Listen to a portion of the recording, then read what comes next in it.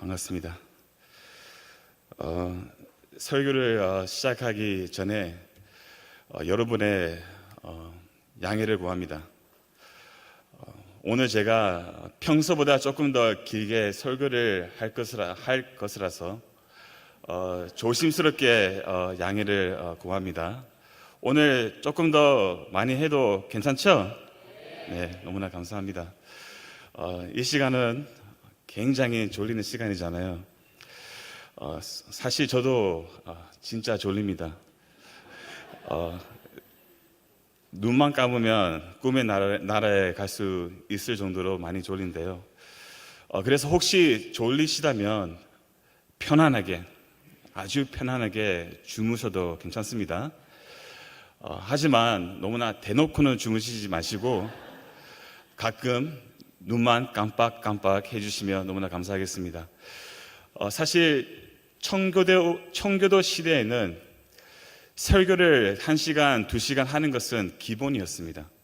때로는 설교자가 2시간이라는 긴 시간 동안 설교한 후에 강단에서 내려왔을 때 회중이 내려오지 마세요, 우리에게 계속 설교해 주세요 라고 강청했습니다. 이들은 말씀에 깊은 갈급함이 있었던 것이죠. 하지만 저를 비롯하여 이 시대의 성도들은 세상적인 욕망에 목마름이 너무나 강해서 하나님의 말씀에 대한 목마름은 눈에 띄게 만큼 줄어졌다는 것은 누구도 부인할 수 없는 우리의 현실적인 상황입니다. 그러나 제가 4년 동안 강성교회에서 사역을 하면서 너무나 감사한 것은 우리 성도님들은 말씀에 깊고 강한 갈급함이 있더라고요. 너무나 감사한 일이죠. 그럼에도 우리 강성교회가 청교도 신자들이 계속 말씀을 듣기를 원했던 것처럼 하나님의 말씀에 대한 목마름이 시간이 지나갈수록 더 심해지고 더 깊어지는 교회가 되기를 소망합니다. 그렇다고 해서 제가 오늘 2시간 설교 안 할 거니까 걱정은 안 하셔도 됩니다. 자, 그럼 이제 본격적으로 말씀을 전하겠습니다. 제가 목사 안수 받기 전에 저의 멘토와 같은 한 목사님이 저에게 3가지 조언을 해 주셨습니다. 저는 이 3가지 조언을 제 마음에 깊이 새겨 놓았고 저는 일평생 이 3가지 조언을 품고 가고 싶습니다. 첫 번째 조언은 목사가 강단에서 전해야 하는 것은 오직 예수 그리스도뿐이시다. 정말 기본적인 사실이잖아요. 물론 저는 27살 때 처음으로 이 사실을 깨닫게 되었습니다. 제가 27살 때 The Prince of Preachers, 설교자들의 왕자라는 별명을 가졌던 영국의 찰스 스퍼전 목사님의 설교집을 접하게 되었습니다. 저는 그때부터 오랫동안 오직 스퍼전 목사님의 설교만 계속 읽었습니다. 그 광범위한 스퍼전 목사님의 수많은 설교를 읽다가 성경에 어디를 펼치든 구약이든 신약이든 어떤 본문이든 상관없이 예수 그리스도의 십자가를 증언할 수 있다는 이 설교의 핵심 원리를 제가 깨닫게 되었습니다. 스퍼전 목사님은 십자가만 자랑하셨거든요. 제가 어느 날 스퍼전 목사님의 설교를 읽는 중에 저에게 충격과 감동과 확신을 주는 한 글을 읽게 되었습니다. 그 글을 제가 읽어드리겠습니다. 우리는 십자가에 못 박히신 그리스도를 전파합니다. 그리스도가 없는 설교는 밀가루가 전혀 들어가지 않는 빵 한 덩어리와 같습니다. 당신의 설교에는 그리스도가 없습니까? 그렇다면 집에 가서 설교할 만한 가치가 있는 것이 나올 때까지 다시는 설교하지 마십시오. 제가 이 글을 읽었을 때 저의 마음에 충격 주는 지적을 받았습니다. 우리가 이 강단에서 반드시 선포해야 할 것이 무엇입니까? 자기 생각과 경험, 비전, 기복신앙, 강증, 사람의 마음을 자극하는 재밌고 감동적인 이야기, 긍정적인 동기를 유발하는 이야기, 심리, 상담? 아니요. 우리가 전해야 할 것은 십자가에 못 박히신 그리스도이십니다. 오직 그리스도만이 설교할 만한 가치가 있는 것이고 Preach Christ or go home. 십자가를, 그리스도를 전하지 않거든 그냥 집에 가야 합니다.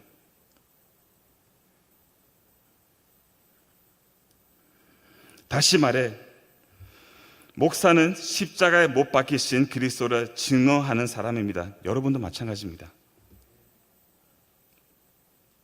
두 번째 조언은 목사는 목회 사역과 사적인 일을 반드시 구분해야 한다.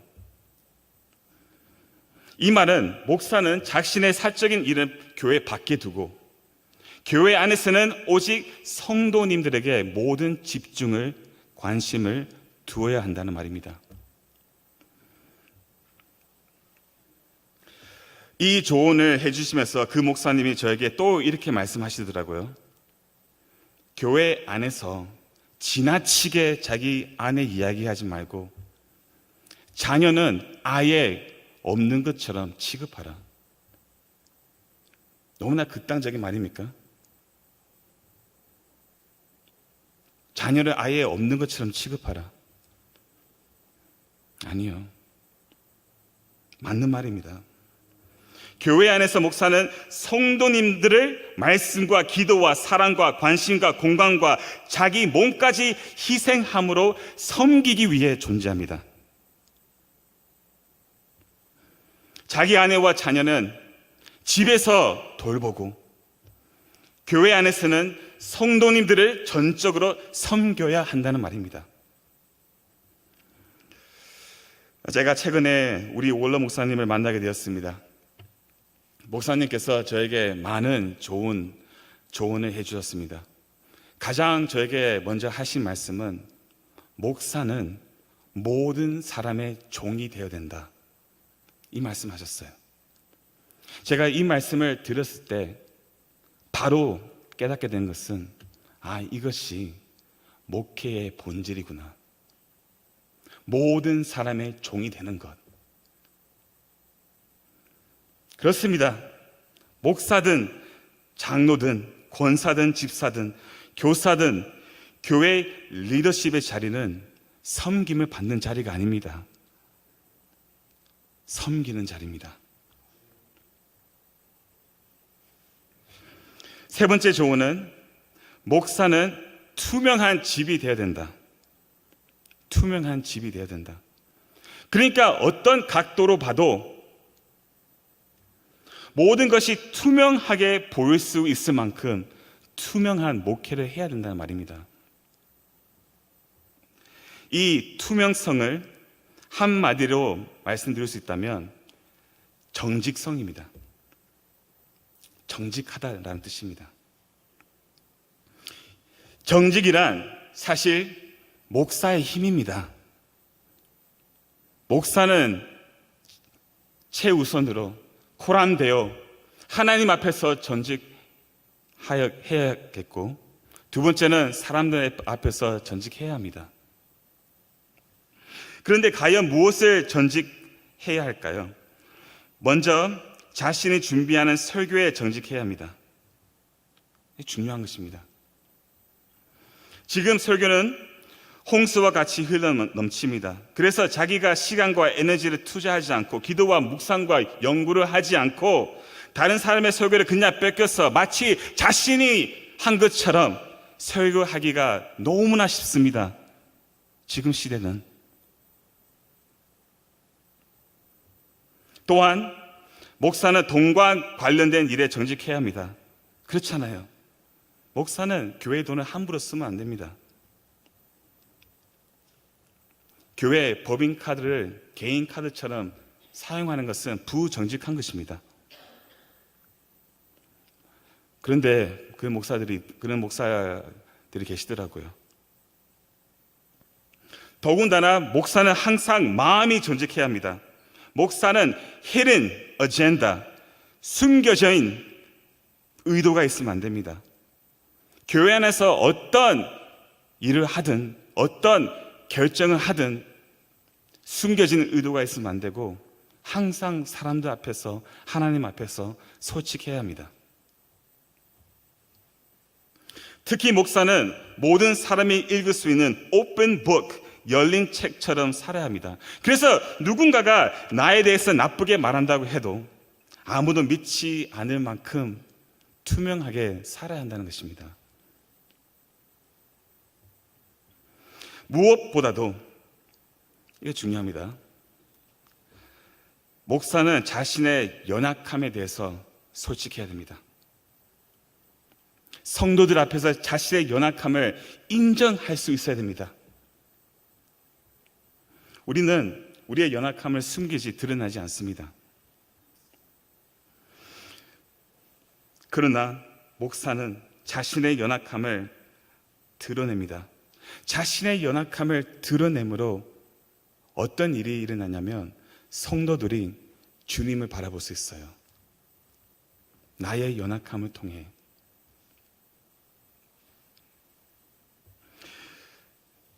그리고 성도들의 중보 기도를 받을 수 있습니다. 스펄전 목사님이 자신의 목회의 비결은 성도들이 나를 위해서 기도하고 있다, 이거였어요.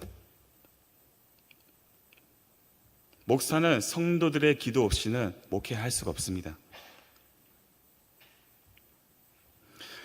이쯤 되면 이런 의문이 생기죠.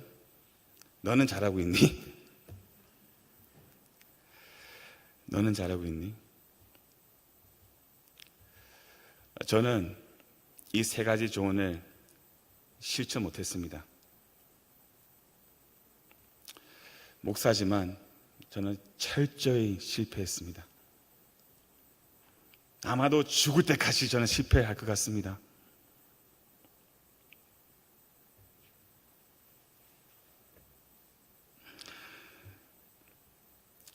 그렇다면 왜 제가 이 세 가지 조언을 길게 말씀드렸을까요? 먼저 이런 목사가 되고 싶습니다. 이거 저의 솔직한 마음입니다. 이런 목사가 정말 되고 싶습니다. 그래서 오늘 설교는 먼저 저에게 전하는 것입니다. 저에게 필요한 말씀입니다.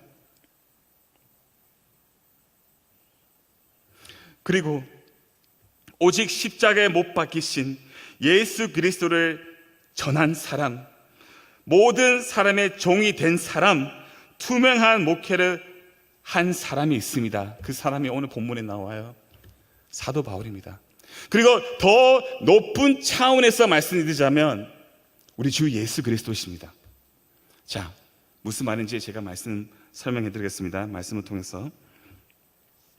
오늘 본문 사도행전 20장에는 그 유명한 바울의 고별 설교가 기록되어 있습니다. 17절부터 시작하는데 다 같이 17절 말씀을 함께 읽겠습니다. 하나, 둘, 셋. 바울이 밀레도에서 사람을 에베소 보내어 교회 장로들을 청하니. 아멘. 16절 말씀에 따르면 사도 바울은 오순절 안에 예루살렘에 도착하기 위해 급하게 그곳으로 달려가고 있습니다. 가는 와중에 사도 바울은 잠깐 밀레도에 멈춰버립니다. 밀레도는 에베소에서 약 48km 정도 떨어져 있는 해안 마을입니다. 아시다시피 바울의 3차 전도 여행 중심 지역은 에베소였습니다. 사도 바울은 에베소에서 3년이라는 긴 시간 동안 머무면서 에베소 교회를 개척했습니다. 바울이 이 밀레도에서 사람을 보내어 에베소 교회 장로들을 청합니다. 여기에서 말하는 장로들은 교회를 감독하고 책임지고 돌보는, 특히 복음을 가르치는 영적으로 성숙한 지도자들을 말합니다. 18절 말씀을 보시면 오매 그들에게 말하되 아시아에 들어온 첫날부터 지금까지 내가 항상 여러분 가운데서 어떻게 행하였는지를 여러분도 아는 바니. 아멘.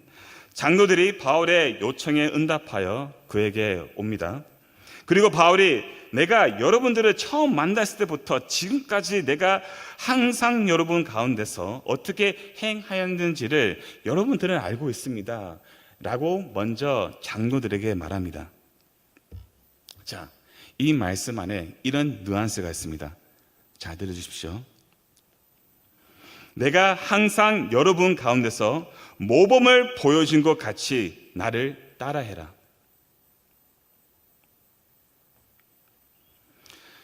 여러분, 기가 막힌 주장입니다. 우리는 다 죄인이잖아요. 우리는 다 똑같은 죄인인데 감히 누구에게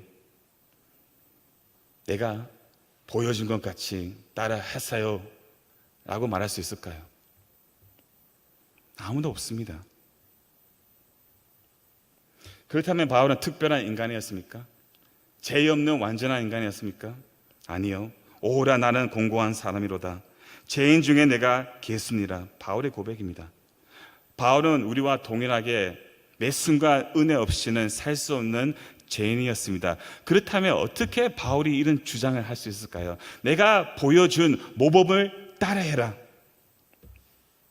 왜냐하면 바울은 에베소 교회 성도들 앞에서 오직 예수 그리스도 중심으로 목회 사역을 했기 때문입니다. 예수 그리스도 중심으로 목회 사역을 했던 그 모범을 여러분들이 따라해라 라는 뜻입니다.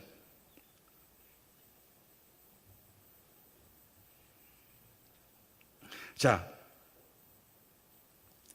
그리스도를 중심으로 목회 사역을 하는 것이 무엇인지 19절부터 쭉 설명이 나옵니다. 첫 번째는 제가 서론에서 말씀드린 두 번째 조언처럼 바울은 교회 사역과 사적인 일을 분리했습니다. 그는 모든 사람의 종이 되어 오직 에베소 교회의 성도들을 섬겼다는 말입니다. 자, 19절 말씀을 보시면 곧 모든 겸손과 눈물이며 유대인의 관계로 말미암아 당한 시험을 참고 주를 섬긴 것과 아멘. 바울은 3년 동안 에베소 교회 성도들을 섬겼음에도 바울은 지금 뭐라고 합니까? 주를 섬겼다고 말합니다. 무슨 말이냐면 바울은 보이지 않으신 예수님을 친히 섬기는 것처럼 에베소 교회 성도들을 섬겼다는 말입니다. 우리가 여기에서 신비로운 상호 관계를 발견할 수 있습니다. 자, 여러분 진짜 중요합니다. 예수님을 섬기는 것이 옆에 계신 지체를 섬기는 것이고 옆에 있는 지체를 섬기는 것이 마치 주님을 섬기는 것과 같은 것입니다. 이것을 그리스도와의 연합이라고 합니다. 그리스도와의 연합. 이 놀라운 신비를 그리스도와 연합이라고 하는데, 그러니까 여러분과 저는, 우리 서로는 그리스도 안에서 완전하게 연합되었다는 말입니다. 우리는 그리스도의 몸이고 그리스도는 이 몸의 머리십니다. 그렇죠. 그리고 예수 그리스도, 머리이신 예수 그리스도가 몸된 교회 우리는 유기적인 연합으로 완벽하게 연결되어 있습니다. 그렇기 때문에 주님을 섬기는 것이 지체를 섬기는 것이고 지체를 섬기는 것이 주님을 섬기는 것과 같은 거예요. 자, 그렇다면 어떻게 섬길까요? 주를 섬긴다는 말은 원어로 보면 노예로서 순종함으로 주인을 섬긴다라는 뜻입니다. 여러분, 여러분과 저는 예수 그리스도의 피로 구속받은 주님의 종입니다. 이제 나는 내 것이 아닙니다. 주님의 소유입니다. 그리고 내가 주인 된 삶, 그 삶은 2000년 전에 갈보리 십자가에서 그리스도와 함께 죽어버렸습니다. 내가 주인 된 삶은 이제 없습니다. 예수님이 우리의 주인이십니다. 자, 중요한 사실은 종의 가장 기본적인 특징이 무엇입니까? 순종입니다. 순종. 제가 말씀드리고 싶은 것은 그리스도와의 연합 안에서 내가 예수님의 노예가 됐다는 것은, 잘 들어주세요. 내가 예수님의 노예가 됐다는 것은 옆에 있는 지체의 노예가 됐다는 거예요. 똑같은 말이에요, 여러분.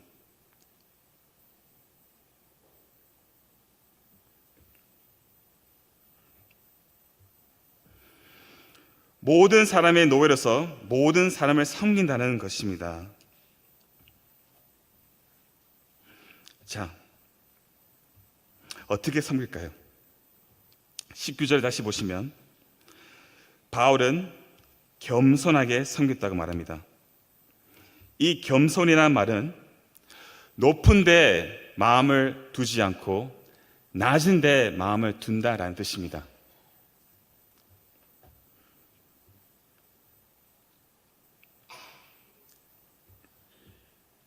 하나님 앞에서, 사람들 앞에서 나를 낮추는 것이 겸손의 일방적인 정의입니다. 하지만 사실 겸손은 단지 자신을 낮추는 그런 태도일 뿐만 아니라 더 깊은 의미가 있습니다. 제가 설명드릴게요. 빌립보서 5장 5절부터 8절까지 제가 읽어드리겠습니다. 너희 안에 이 마음을 품으라. 곧 그리스도 예수의 마음이니 그는 근본 하나님의 본체시나 하나님과 동등됨을 취할 것이므로 여기지 아니하시고 오히려 자기를 비워 종의 형체를 가지사 사람들과 같이 되셨고 사람의 모양으로 나타나사 자기를 낮추시고 죽기까지 복종하였으니 곧 십자가의 죽음심이라. 아멘. 겸손은 예수님의 마음을 품는 것입니다. 예수님 마음을 품는다는 것은 나를 철저히 비워서 모든 사람의 종이 되어 죽기까지 복종하는 것입니다. 이것이 겸손입니다. 그래서 겸손은 한마디로 에베소서 5장 21절 말씀에서 나오는 것처럼 피차 복종하는 것입니다, 여러분. 피차 복종하는 것이 겸손입니다.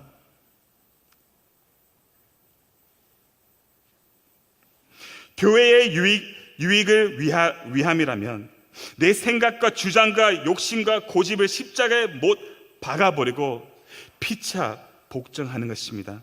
아무리 그 사람이 싫어도 아무리 상황이 어려워도 섬겨야 한다면 기꺼이 복종하는 것이 뭐다고요? 겸손입니다. 그래서 겸손은 어렵습니다, 여러분. 피차 복종하는 것이 쉽습니까? 가장 어렵습니다. 그래서 자기 부인이 필요합니다.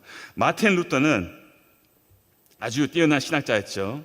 그가 십자가 신앙이라는 것을 가르쳤어요. 한번 이것을 보면 좋겠습니다. 진짜 십자가에 대한 깊은 루터의 묵상인데요.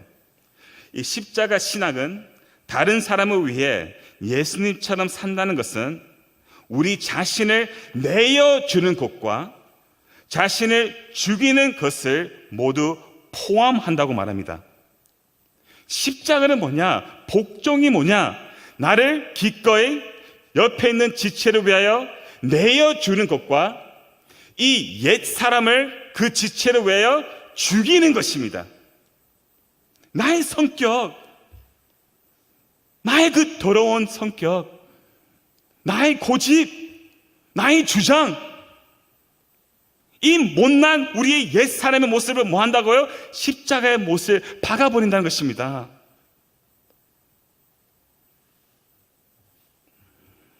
바로 이거예요. 예수님이 자신을 온전히 비워 모든 사람이 종이 되셔서 우리를 구원하시기 위하여 자신을 기꺼이 내어주시고 십자가에서 죽기까지 복종하신 것처럼 모든 사람이 종이 된 여러분과 저도 옆에 계시는 지체를 위하여 나를 기꺼이 내어주는 것입니다. 여러분, 이것이 무엇입니까? 겸손입니다. 자기 죽음이 겸손입니다. 자기 부인.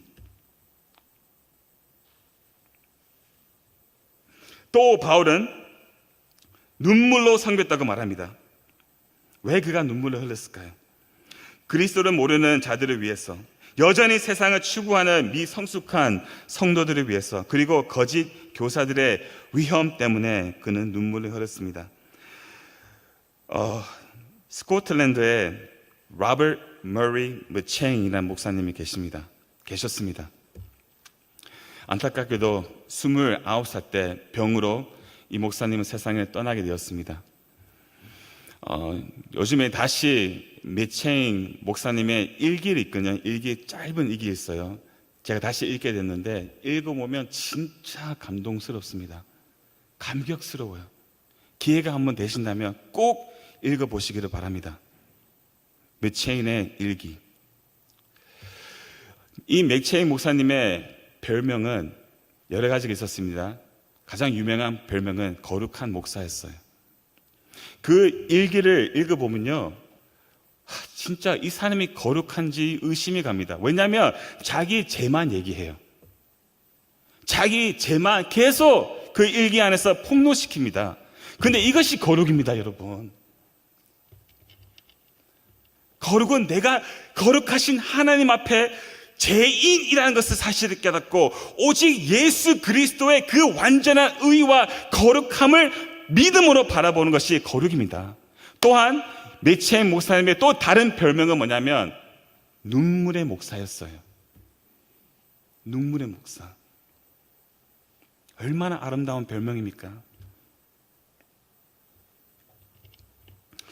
이런 이야기 있습니다. 어느 날 어떠한 한 사람이 머체인 목사님이 섬기고 계신 교회를 찾아갔습니다. 그 사람이 강단에 한 성경책을 보았어요. 한 성경책을 보았는데 보니까 물에 젖은 것처럼 울력적이 막 있는 거예요. 그래서 그가 교회 관리인에게 이 성경에 있는 이 모든 얼룩이 무엇입니까? 라고 물어봤습니다. 그 관리인이 그것은 바로 머체인 목사님이 이때까지 설교하신 동안 흘린 눈물입니다. 흘린 눈물입니다. 머체인 목사님이 자기 감정을 조절 못해서 흘린 눈물입니까? 아닙니다. 이 눈물은 compassion의 눈물입니다. compassion. compassion은 무엇입니까? 영민, 동정심, 다른 사람을 불쌍히 여기는 것? 아니요. 이 정도의 레벨가 아닙니다, 여러분. compassion이라는 말은 suffer with, 함께 고난을 받는다는 뜻입니다. 함께 고난을 받는다. 지체의 고난이 나의 고난이고, 지체의 슬픔이 나의 슬픔이고, 지체의 외로움이 나의 외로움이고, 지체의 문제가 나의 문제이기 때문에 눈물이 나는 것입니다. 지체의 눈물이 나의 눈물이 되는 것입니다. 여러분, 이것이 목회입니다. 이것이 진정한 섬김입니다.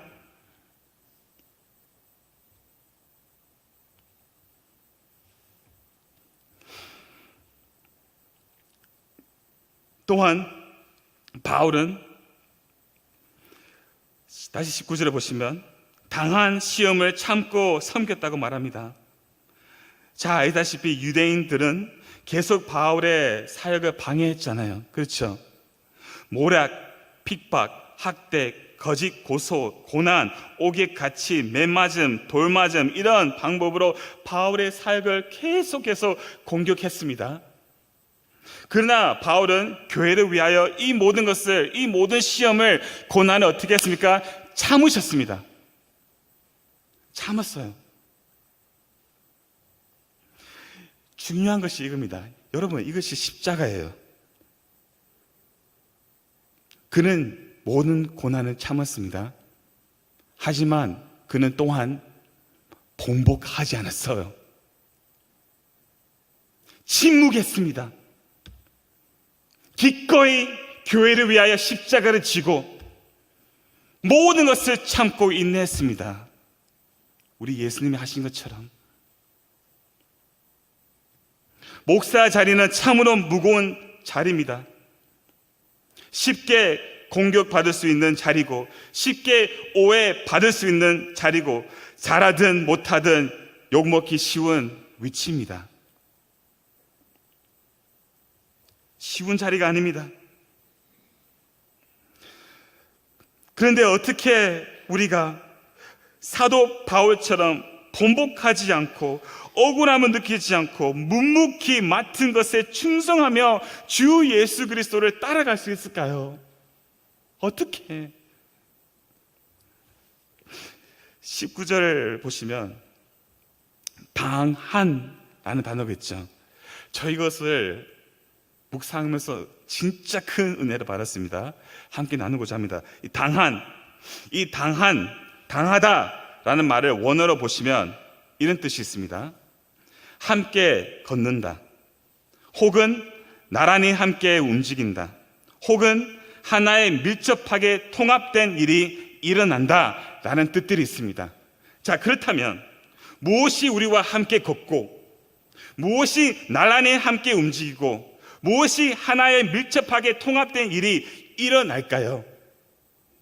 이 단어를 우리가 공부하고 분석해 보면 우리가 함께 가는 이거는 뭐냐면 하나님의 완전한 절대적인 섭리예요.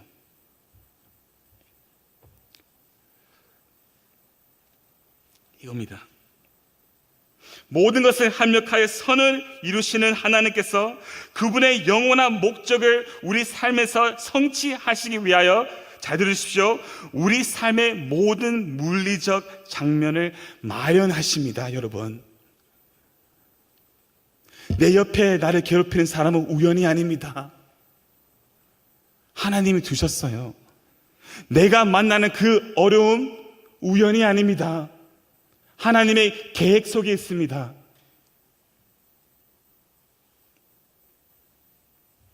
하나님께서 하신다는 것입니다. 이 하나님의 섭리를 믿음으로 바라보는 자는 삶에서 어떤 일이 일어나도 무엇을 인식하게 됩니까? 마치 이것이 하나님이 뜻이구나. 하나님의 뜻임을 믿고 모든 것을 참을 수가 있다는 것입니다. 여러분,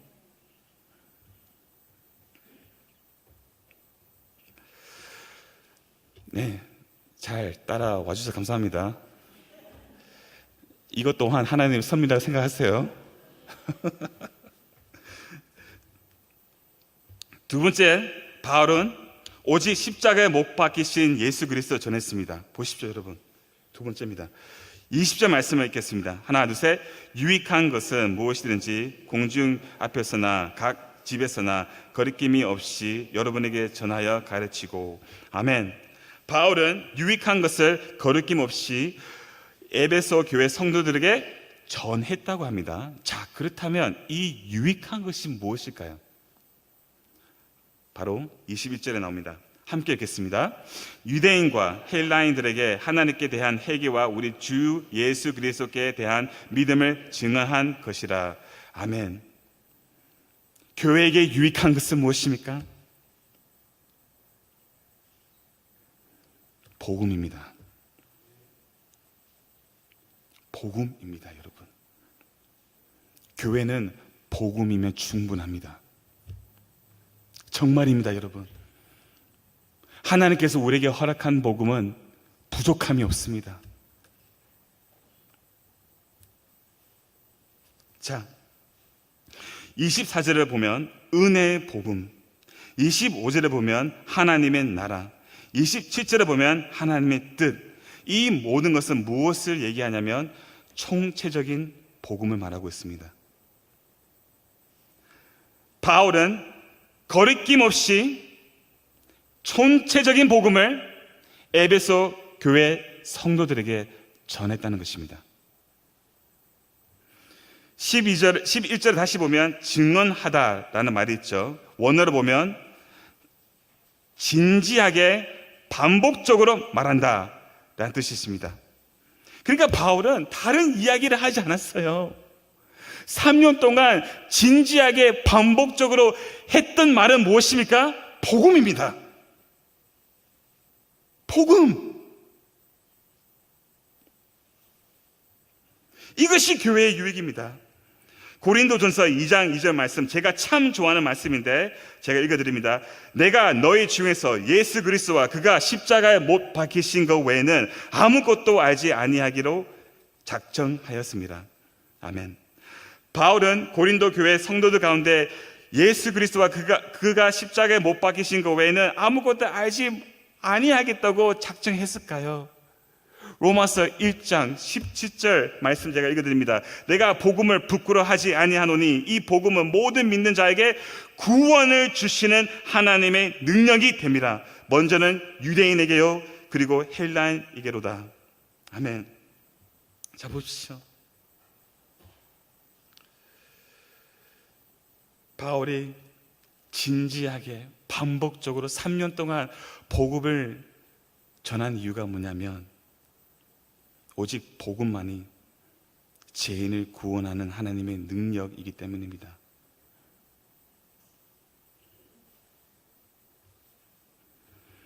강단에서 아무리 감동을 일으키는 이야기 한다고 해도, 아무리 도덕과 윤리를 가르친다고 해도, 아무리 역사를 잘 설명한다고 해도 죽은 자를 살릴 수가 없습니다, 여러분. 우리를 새롭게 하는 능력, 우리를 살리는 능력, 우리를 하나님의 자녀로 재창조하는 능력은 복음입니다. 복음밖에 없습니다. 다른 것은 없습니다. 자, 그렇다면 구약 성경은요, 이렇게 사람들이 분리하더라고요. 신약과 구약을. 아닙니다, 여러분. 신약도 복음이고 구약도 복음입니다.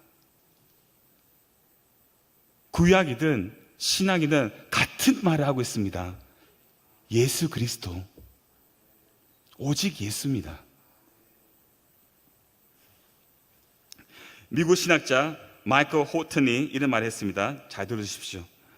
일단 우리가 신약 성경의 메시지를 진정으로 이해하게 되면 모든 페이지와 모든 이야기에서 그리스도가 예표되는 것을 보지 않고서는 구약 성경을 다시 읽을 수 없다.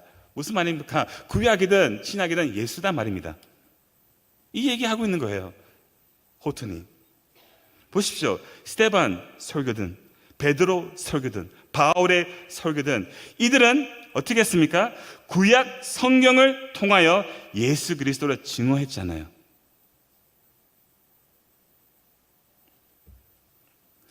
예수님은 성경 전체의 요약입니다. 요약. He is the sum of all scriptures.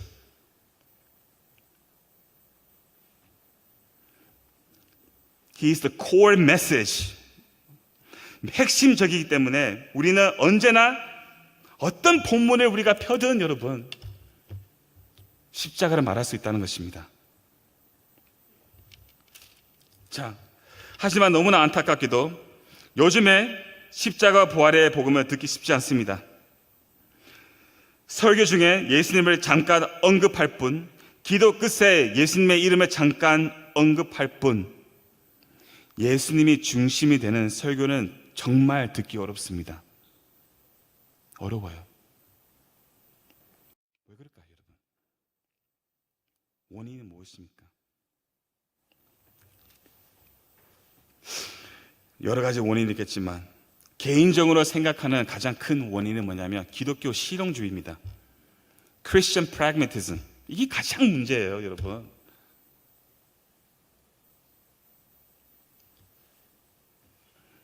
간단히 정의를 내릴 수 있다면 기독교 실용주의란 교회의 성장을 위해 사람들을 교회 안으로 이끌기 위해 좋은 결과를 얻기 위해 가장 효과적인 방법을 분석해서 그것을 실천하는 철학적 방법론입니다.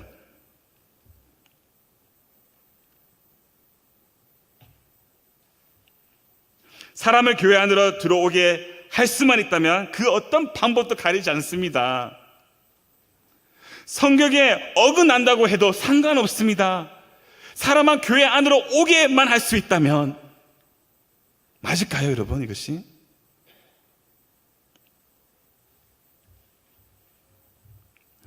실용주의로부터 가장 먼저 잘못된 영향을 받는 것이 뭐냐면 예배예요, 여러분. 예배입니다. 깨어 있어야 됩니다, 여러분. 성경이 말하는 예배가 무엇인지, 아니면 이런 기독교 실용주의가 말하는 예배가 무엇인지 우리가 반드시 구분할 수 있어야 됩니다.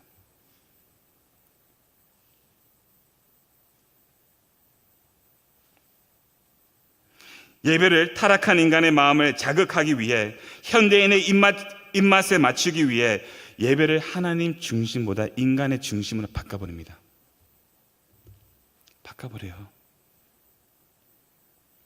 그리고 설교도 인간의 세속적인 욕구에 맞추기 위해 설교를 바꿔버립니다. 복 이야기, 재밌고 휴머러스한 이야기, 감동을 일으키는 이야기, 긍정적인 이야기, 흥미로운 이야기, 정치 이야기, 심리 상담, 인생 상담, 철학, 이런 것들을 강단에서 선포하고 있다는 것입니다. 복음은 없습니다. 복음은. 그리고 설교도 최대한 짧게. 왜냐하면 요즘에는 현대인들은 집중이 오래 못 가니까. 맞을까요? 맞을까요? 한번 생각해 보십시오.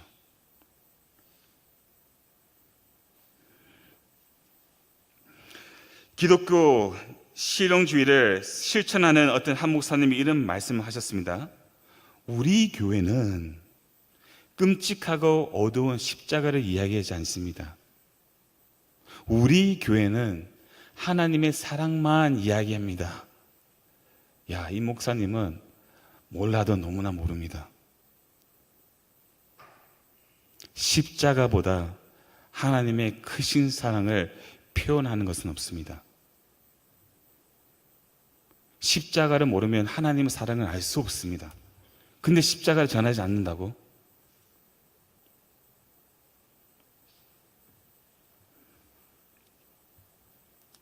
이 사절을 보시면 바울에게는 이 은혜의 복음을 전하는 일은 어떻습니까? 자기 생명보다 귀하다고 말합니다.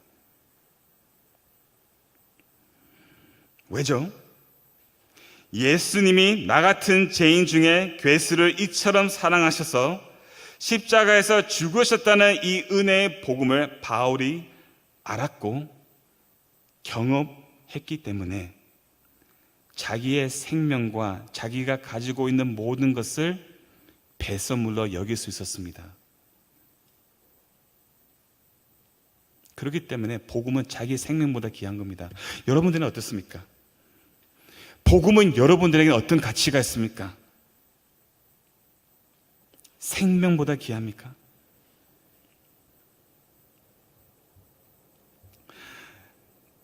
네, 빨리 할게요.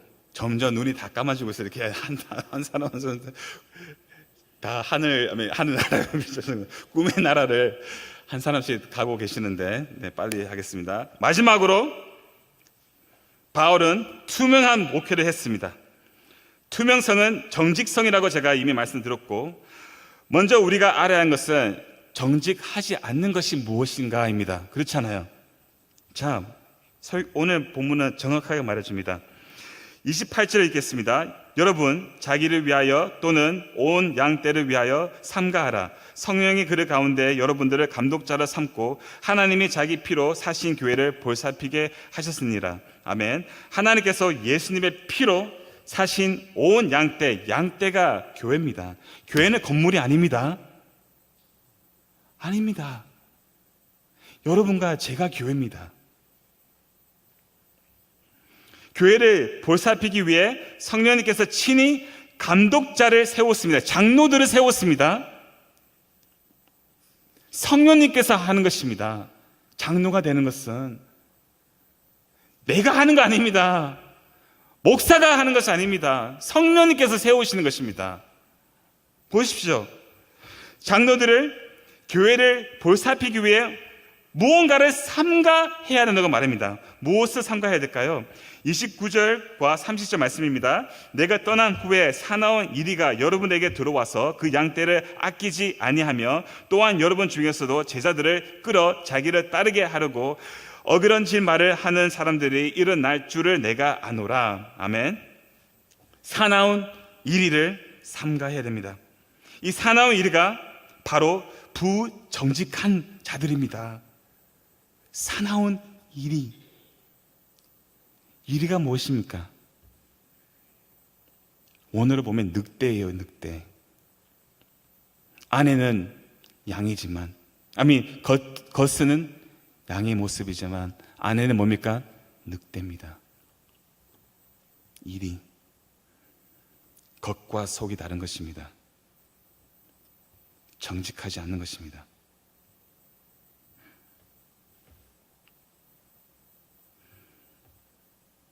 이들은 자기 욕심대로 탐욕대로 교회를 함부로 이용하거나 자기 뜻대로 교회를 이끌어가는 자들입니다. 충격적인 것은 30절에서 나오는 것처럼 이런 이리가 교회 안에도 있다 합니다. 교회 안에 있습니다.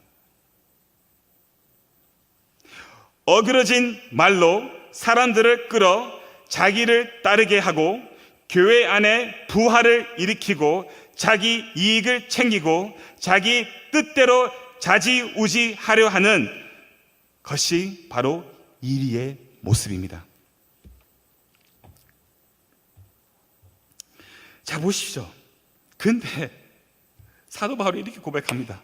33절과 34절 말씀. 내가 아무의 은이나 금이나 애복을 탐내지 아니하였고 여러분이 아는 바와 같이 이 손으로 나와 내 동행들이 쓰는 것을 충당하여. 아멘.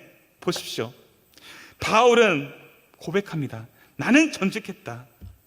숨겨진 의도가 없었다. 남의 것을 탐하지는 않았다. 이 사도권을 가지고 무언가를 얻어내려고 하지 않았다.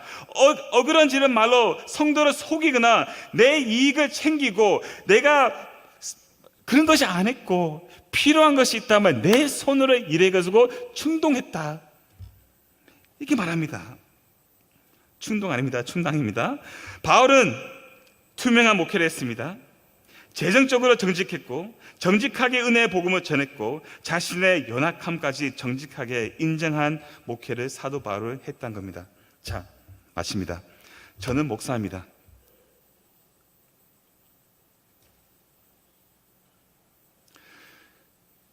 솔직히 말씀드리자면 저는 일입니다.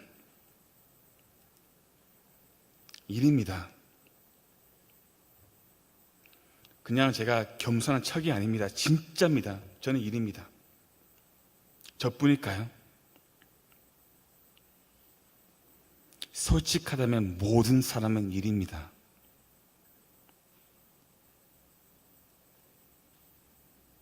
사실 사도 바울도 일입니다.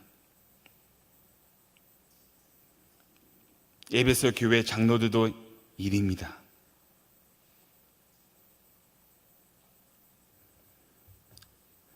우리는 일입니다.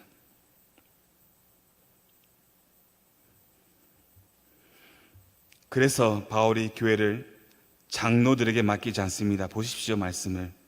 32절 말씀. 지금 내가 여러분들을 주와 및 그의 은혜의 말씀에 부탁하노니 그 말씀이 여러분을 능히 든든히 세우사 거룩하게 하심을 입은 모든 자 가운데 기업이 되게 하시니라. 아멘입니다. 사도 바울은 지금 교회를 누구에게 맡깁니까? 주와 및 은혜의 말씀, 은혜의 복음에 맡깁니다. 여러분 꼭 기억하십시오. 이것이 결론이에요. 우리의 참 감독자, 우리의 참 장로는 오직 예수 그리스도 뿐이십니다. 이것을 말씀드리기 위해서 이렇게 길게 제가 끌고 왔습니다. 우리는 다 일이고 우리는 다 가짜입니다. 오직 예수 그리스도만 참 감독입니다. 그분이 참 장로이십니다. 예수님은 섬기를 받기 위해 이 땅에 오시지 않았고 섬기러 오셨습니다. 십자가에서 죽기까지 복종했습니다. 죄인의 친구였고 죄인들의 연약함을 친히 다 경험하시고 공감하시고 우리와 함께 고난을 받으시면서 눈물을 흘리셨습니다. 예수님은 투명 자체였습니다.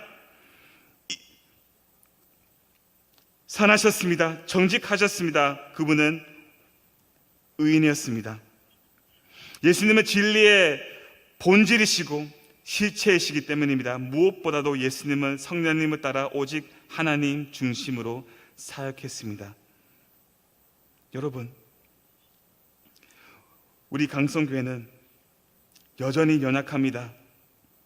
계속 연약할 것입니다. 우리 강성교회는 계속 넘어질 것입니다. 그러나 우리는 염려할 것이 없습니다. 두려울 것이 없습니다. 왜냐하면 우리 강성교회는 주님께서 친히 책임지시고 살필 것이고 은혜의 복음 위에 든든하게 세울 것이기 때문입니다. 사람을 바라보지 마시고 사람을 기대하지 마시고 우리를 위하여 십자가에서 죽으시고 부활하신 우리의 참 감동이시며 장로이신 예수 그리스도를 믿음으로 바라보는 강성교회가 되기를 소망합니다. 아멘. 기도하겠습니다.